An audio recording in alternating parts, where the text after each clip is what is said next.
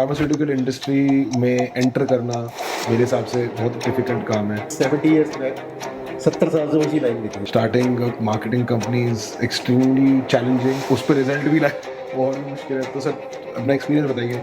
वो मैंने स्टार्ट किया था 2015 में। माइक्रो लैब्स लिमिटेड की कंपनी है। Then I work with Sun Pharmaceuticals. क्या बात है सर। 5 इयर्स मैंने सन में काम किया। Then I started this company ISNS pharmaceuticals. तो आगे कैसे देखते हो सर अपनी कंपनी को जाते हुए?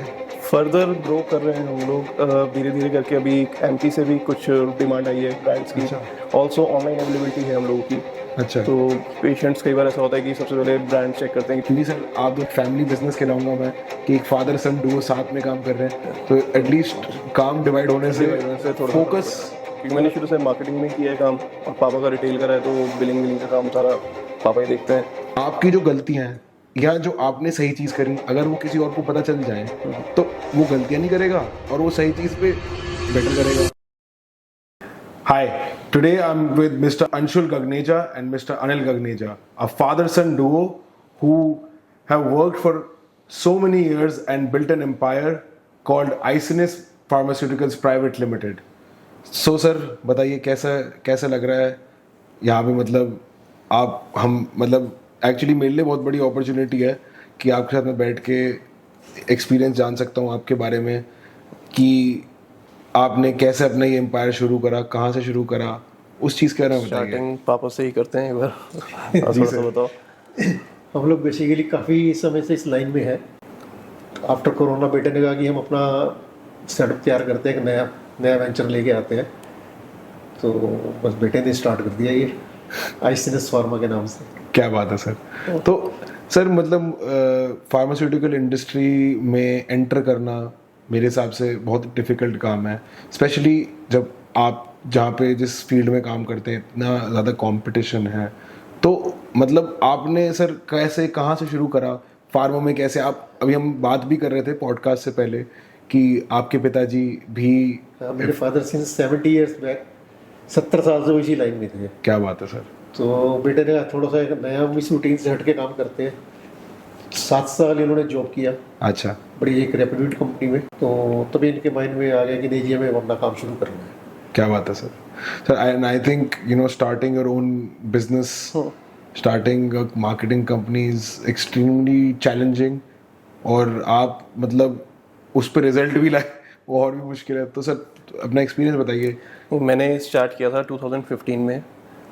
माइक्रो लैब्स लिमिटेड की कंपनी है। Then I work with Sun Pharmaceuticals. क्या बात है सर। 5 इयर्स मैंने सन में काम किया। Then I started this company ISNS pharmaceuticals.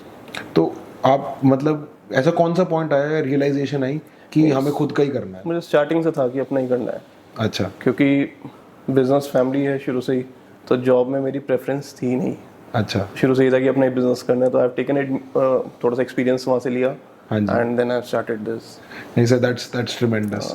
तो अभी फिलहाल सर आइसनेस की एक बिजनेस लाइफ साइकिल में अभी कौन से पार्ट ऑफ बिजनेस में आपने, जैसे आपने मेंशन करा कि अभी ग्रोथ फेज में है, तो बताइए सर कौन से स्टेट्स में काम करते हैं फिलहाल? अभी हम लोग काम कर रहे हैं यूपी में है, हरियाणा, दिल्ली एनसीआर कवर किया हुआ है, एंड उत्तराखंड में कुछ पार्ट में अभी कवर कर रहे हैं। क्या बात है सर, 4 स्टेट्स? 4 स्टेट्स अभी शुरू की हुई है। और सर 5 साल में 4 स्टेट्स। एंड ये बताइए सर कौन सी थेराप्यूटिक सेगमेंट में हम लोग जनरल सेगमेंट में है। मेरा जो पास्ट एक्सपीरियंस रहा है वो गैस्ट्रो में रहा है एंड जनरल डिवीजन में रहा है। अच्छा, देन फिर मैंने जनरल सेगमेंट ही लिया हुआ है। And every doctor we are targeting, from dental to oncologist, gastroenterologist, हम सबको टारगेट कर रहे हैं इस समय। अच्छा। तो सर मतलब जनरल क्यों चूज करा, क्या रीजन रहा कि स्कोप ज़्यादा है जनरल में? थोड़ा मुझे इस स्कोप पे इन द सेंस, मतलब स्पेशलिटी में आते हैं तो आप एक स्पेशलिटी के लिए ही फोकस रहते हैं, बट जनरल में यू कैन टारगेट एनीवन। तो उतना ही मैंने आपको बताया कि एड ऑन बिजनेस मिलता रहता है।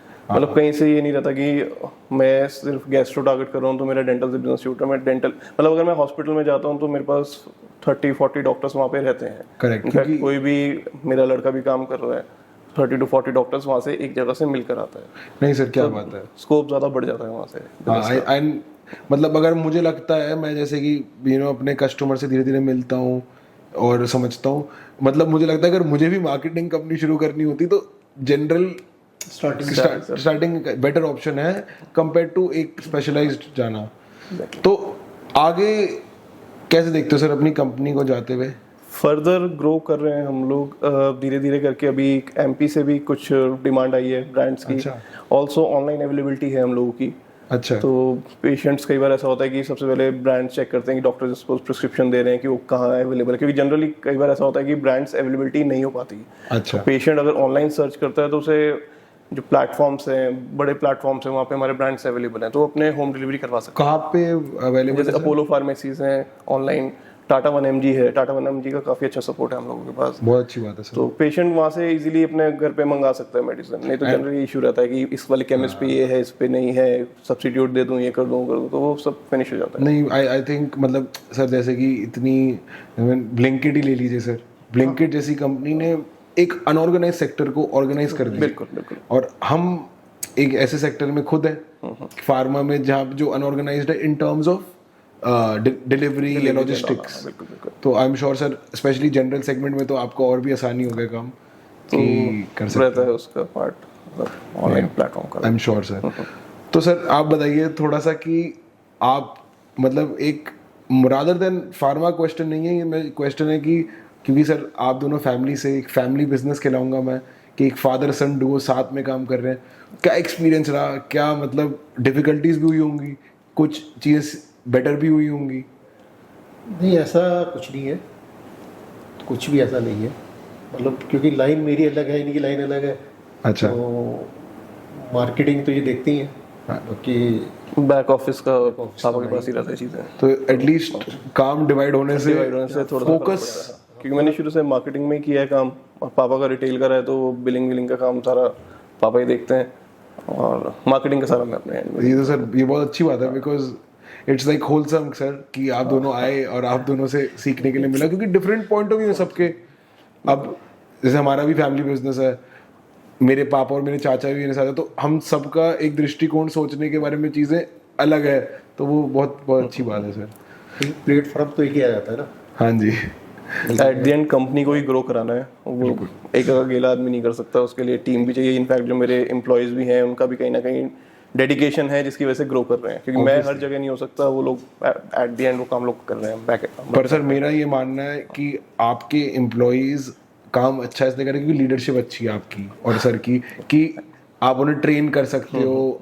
तो उसमें सर जब कोई नया बंदा ज्वाइन करता है क्या उसका प्रोसेस होता है, क्या कराते हो आप उनसे, मतलब कैसे? फर्स्ट ऑफ ऑल तो इंटरव्यू लेते हैं, इंटरव्यू में चेक कर लेते हैं कि उनकी स्पीकिंग स्किल्स क्या है, अच्छा, प्रॉपर्ली बोल पा रहे हैं कि नहीं बोल पा रहे हैं। क्या देखते हो आप उनमें, मतलब इंटरव्यू में कि एक तो स्पीकिंग स्किल्स और क्या चीज़ें होती होंगी? एटीट्यूड एक देखा जाता है, दूसरा इंटीग्रिटी ऑनेस्टी एक पार्ट है इस बिजनेस का पार्ट है, क्योंकि मैं आज यहाँ पे बैठा हूँ, मेरी फील्ड काम कर रही है, वहाँ पे वो काम कर रही है कि नहीं कर रही है जी बात, तो उनके साथ एक ट्रस्ट बिल्डअप करना बहुत इंपॉर्टेंट है। जी जी जी। तो वो एक बार चेक करना रहता है इंटरव्यू के टाइम पे किस कैसा एटीट्यूड है उनका टुवर्ड्स वर्क, तो कुछ ऐसे क्वेश्चंस रहते हैं तो उससे एक आइडिया हो जाता है। नहीं, आई एम श्योर सर।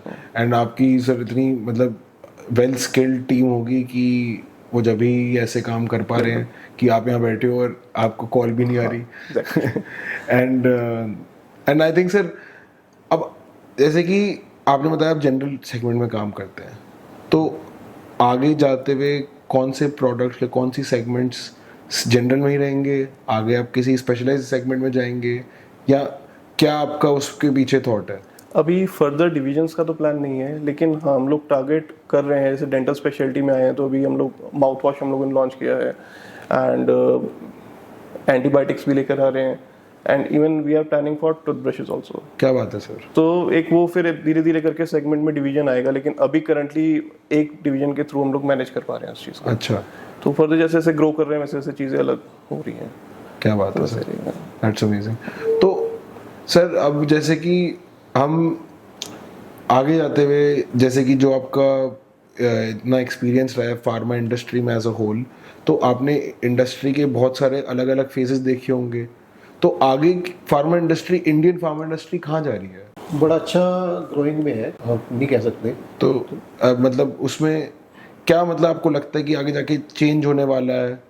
जैसे आपने बताया sir Tata MG online platform का, ऑनलाइन का ज़माना तो चेंज होगी, ऑनलाइन का ज़माना है, ऑनलाइन का ज़माना रहेगा, वो अब नया एक सेगमेंट हो रहा है, हर कोई मोबाइल के थ्रू ही सारे काम कर रहा है, जी तो वो एक पार्ट रहेगा ही रहेगा। अब जितना मर्जी मतलब अगेंस्ट हो जाए ऑनलाइन के, बट कहीं ना कहीं वो पार्ट ऑफ लाइफ बन चुका है। बिल्कुल सर। इनफैक्ट नॉलेज भी गेन करनी हो तो अब online he sir I think online होने से चीज़ें बहुत आसान हो गई ईजी हैं। हो गई है। मतलब अब जो चीज़ हम घर बैठे बैठे मंगा सकते क्यों जाऊँ मैं। बिल्कुल बिल्कुल, हर चीज़ घर बैठे मिल जाती है। बिल्कुल तो फर्क पड़ता है उसका।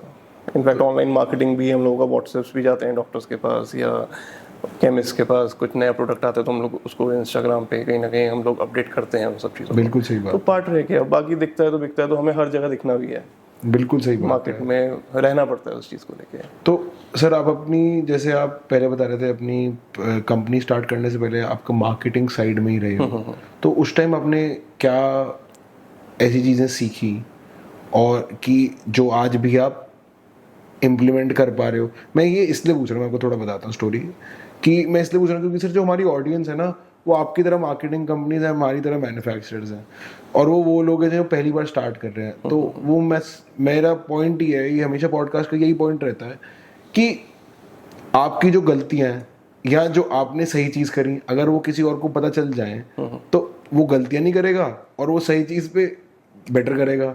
तो वो अगर उस सोच से एक बार आप सोच के एक बार बताइए कि क्या ऐसी चीज़ें हैं। सबसे पहले तो क्लैरिटी होनी चाहिए कि आपको किस सेगमेंट में जाना है, आपका पास्ट एक्सपीरियंस किस में है। पास्ट एक्सपीरियंस नहीं है तो एक बार एक्सपीरियंस लेके फिर इन्वेस्ट करो मार्केटिंग में। एंड सेगमेंट क्लियर है, फिर आपको प्रोडक्ट्स की क्लैरिटी हो जाएगी। फिर आपके जो ऑलरेडी एग्जिस्टिंग रिलेशंस हैं जो पुरानी कंपनी से डॉक्टर्स के साथ हैं, या ओवरऑल भी जो भी आपके रिलेशन रहे हैं मार्केट में, वो कहीं ना कहीं आपको एनकैच करते हैं, क्योंकि आपकी फेस वैल्यू ही मैटर करती है।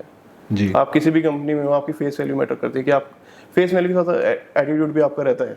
अच्छा। किसको आपका मतलब एटीट्यूड पसंद आ रहा है, नहीं आ रहा है, आप किस तरह से मार्केट में आगे परफॉर्म कर रहे हो, तो कहीं ना कहीं वो चीज़ मैटर करती है। तो सर जैसे कि हम पहले भी बात कर रहे थे कि डॉक्टर एक ऐसा कंज्यूमर है जिसे हम कोई नॉर्मल चीज़ नहीं दवाई बेचने जा रहे हैं, बहुत ही सेंसिटिव मैटर है। तो उसमें मतलब डॉक्टर को कैसे बताना कि आप मेरा प्रोडक्ट लिखो बिकॉज मैंने फॉर एग्जांपल इस मैन्युफैक्चरर से बनवाई है, या इस पैकेजिंग में है तो ज़्यादा स्टेबल है। जैसे कि कोई भी अगर हाइग्रोस्कोपिक प्रोडक्ट हुआ वो एक पर्टिकुलर पैकेजिंग, पाउच पैकेजिंग में बेटर परफॉर्म करता है because of the way it's package and stability. तो क्या क्या ऐसी चीज़ें होती हैं जो आपको डॉक्टर को बतानी पड़ती हैं या डिफिकल्टीज होती ऑलरेडी हम लोग वो वाले ब्रांड टारगेट करेंगे, हम लोगों का रिसर्च नहीं है, हम लोग वो वाले ब्रांड टारगेट करें जो ऑलरेडी मार्केट में है, सिर्फ ब्रांड हमारा अलग है। तो डॉक्टर के एक बार साइकोलॉजी समझते हैं, नेचर समझते हैं, किस अकॉर्डिंगली डॉक्टर कौन सा ब्रांड लिख रहे हैं तो क्यों लिख रहे हैं, अगर हमारा नहीं लिख रहे तो क्यों नहीं लिख रहे हैं। तो एक रीज़न हमारे पास अगर आ जाता है तो उसको हम अकॉर्डिंगली टैकल करते हैं। सही बात है कि बेसिकली रीज़न होना चाहिए हमारे पास डॉक्टर से मिलने से पहले। प्री होमवर्क हम लोग करते हैं कि मतलब कौन सा ब्रांड एग्जैक्टली लिख रहे हैं एंड क्यों लिख रहे हैं, उस ब्रांड से हमारा ब्रांड कैसे बेटर है इन टर्म्स ऑफ क्वालिटी आप ले लीजिए, या इन टर्म्स ऑफ एमआरपी आप ले लीजिए, या इस तरह का जो भी एक इशू रहता है उस अकॉर्डिंगली हम लोग डॉक्टर को टारगेट करते हैं। सही है। तो मतलब अपनी रिसर्च कर लेते हैं, जैसे कि रीज़न पता चल जाए कि किस रीज़न से। आरसीपी एक वर्ड होता है, retail chemist prescription audit. Okay. तो एट द एंड हमें फीडबैक केमिस्ट से मिलता है कि डॉक्टर कौन सा ब्रांड ज़्यादा लिख रहे हैं, कितना वॉल्यूम लिख रहे हैं, कितने प्रिस्क्रिप्शंस आते हैं पर डे के, तो उससे हम लोग एक आइडिया ले लेते हैं कि इतना हमारा प्रोडक्ट चल सकता है। डॉक्टर को इसके अकॉर्डिंगली हम लोग कन्वर्ट कर सकते हैं। नहीं आई थिंक बहुत इंपॉर्टेंट है RCP is very important because sir data भी बात करेंगे ना, तो डेटा ही जब तक नहीं होगा तो कैसे बात होगी। बिल्कुल बिल्कुल बिल्कुल। एंड हमारी भी यही अप्रोच रहती है when we are auditing our company, when we are auditing our own orders, who to target, who is a defaulter for example, so things like that. हम भी आई थिंक वो बहुत ही अच्छी अप्रोच है।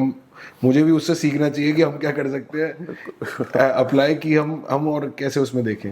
एनालाइज करना बहुत इंपॉर्टेंट है sir. तो अब ये बताओ सर कि मतलब जो आपने इतने 4 स्टेट में काम करा अलग अलग, आई एम श्योर कहीं ना कहीं डिफरेंस होगा काम करने में। वो क्या डिफरेंस है कि फॉर कंपेयर करो स्टेट्स को।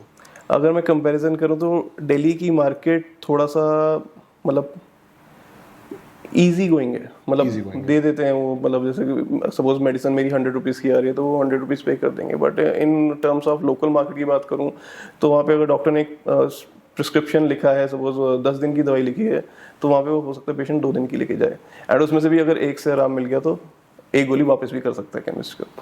तो ये थोड़ा सा एक डिफरेंस रहता है तो सर मतलब ये- बड़ी मार्केट में और इसमें इज इट बिकॉज की एजुकेशन ऑफ, एजुकेशन का फर्क है। तो अगर हमारे कंज्यूमर एजुकेट बेटर हो जाएंगे तो आपको लगता है कि डिफरेंस कम होगा? बिल्कुल बिल्कुल, एंटीबायोटिक में बहुत सारे इस तरह का रहता है प्रॉब्लम। डॉक्टर ने सपोज 5 डेज की एंटीबायोटिक दी है, उन्होंने 2 दिन एंटीबायोटिक खाई, उनको आराम मिल गया, 3 दिन की वापस कर गए, तो बॉडी रेजिस्टेंट हो रही है एंटीबायोटिक को लेकर। And that's a very major issue for India. हाँ, प्रॉब्लम है ये। फिर उसके बाद अगली बार जब दिखाएंगे सेम डिजीज को लेके तो फिर डॉक्टर को ऐड ऑन कुछ करना पड़ेगा, अलग से एंटीबायोटिक, अलग strong antibiotic. Long term side effects इतने ज्यादा हैं अगर आप एंटीबायोटिक रेजिस्टेंट हो गए तो प्रॉब्लम है, बहुत बहुत बड़ी प्रॉब्लम है। नहीं, but I think education is very important कि हम कैसे फोकस कर सकते हैं कि हमारे कंज्यूमर को हम एजुकेट करें और उस पर बात करें। तो आई थिंक एक टाइम टू टाइम हम लोग कैंप्स करते हैं, अच्छा, डॉक्टर्स के पास रहते हैं, कैंप्स करते हैं, अपनी मेडिसिन भी प्रमोट करते हैं, साथ साथ पेशेंट को एजुकेट भी करते हैं। तो उसमें क्या बताइए थोड़ा सा इस चीज़ कैंपिंग के में बारे में। बेसिकली प्रमोशन ही है, डॉक्टर का अपना प्रमोशन है, हम लोग का एक अपना प्रमोशन है, प्लस पेशेंट्स को फ्री मेडिसिन भी कई बार प्रोवाइड करा देते हैं, सैंपल्स के तौर पे हम लोग दे देते हैं। क्या बात है सर, तो दैट्स गुड। दैट वो एक मतलब वो part आपको बताता है, उससे क्या है ना, आपका कॉन्फिडेंस दिखता है आप एक खुद के प्रोडक्ट में कि आप बेचोगे कैसे कोई सी चीज जब तक खुद ही believe नहीं यूज करते। करते हैं, तो हम लोग खुद भी यूज करते हैं एट टाइम, तो वो एक कॉन्फिडेंस तभी आता है। एक बार डॉक्टर्स को भी सैंपल्स देते हैं, पेशेंट्स को भी सैंपल्स देते हैं,